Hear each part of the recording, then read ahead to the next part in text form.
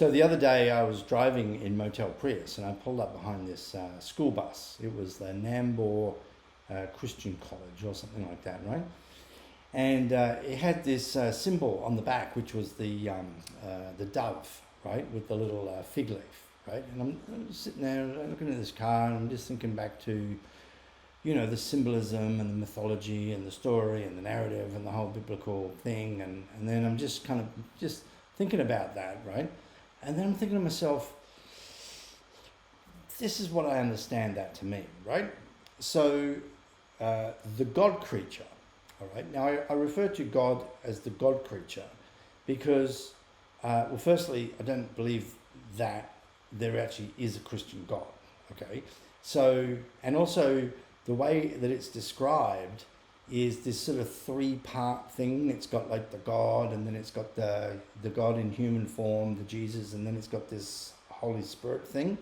And so the God itself is not a human, but it is nonetheless supposedly this self-aware living being. So it's a creature of some sort, right? So I call it the God creature.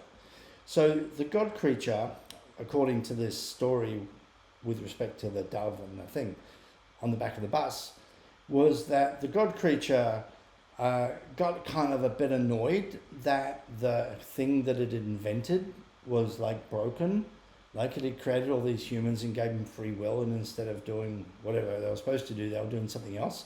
And so the God creature says, well, enough of this, I'm just going to like wipe you all off, right? I'm going to wipe you all off the planet. And not only am I going to wipe all the humans off the planet, right, it's also going to take out all the animals. And I'm thinking about this, and I'm thinking, well, I mean, just for example, one animal, right? The elephants, okay? And I'm like, well, how many elephants were killed in the flood? Well, no, there were no elephants killed in the biblical flood because there was no biblical flood, right? It's an allegorical story. There simply is no. There would be if there was a flood of the scale that was described in the Bible sometime around biblical times, 4 or 5, whatever, 1,000 years ago. Right, there would be an ample record. There's none. Okay, there is none. So if the God creature was actually existed, then it would have actually, there would be evidence of that. But there's no evidence of that, and therefore, you know, there's no God creature. The point is, it's a story that is told by a group of people for an end. Okay, so but let's just delve into that story for a moment, right?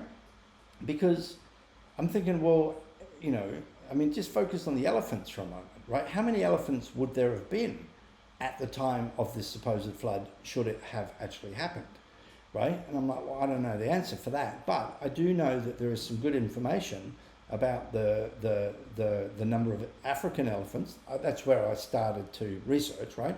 How many elephants in Africa at the time of the European colonization, sort of 1400 onwards, right? And there's quite a variance, but there's somewhere between 10 and 36 million elephants were assumed, according to this research, to have lived in Africa at the time of the European colonization. Let's call it 10 million for argument's sake.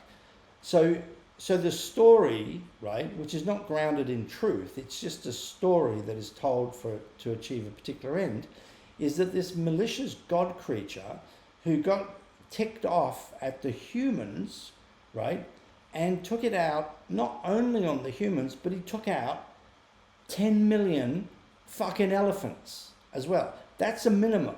And that's not talking about the elephants in India. That's just African elephants. And that's not talking about the zebra and the giraffe and the rhino and the hippo and all of the other creatures that lived in Africa across the whole planet.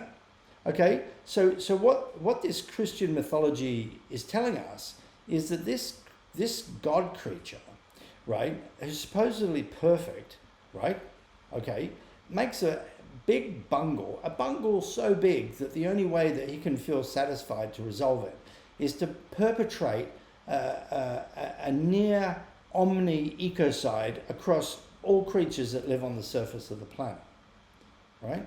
And that's what we're teaching our kids.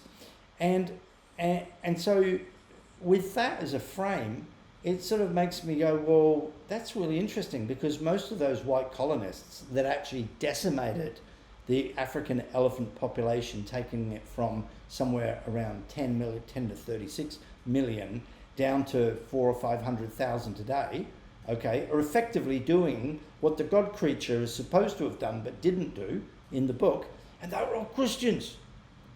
All right?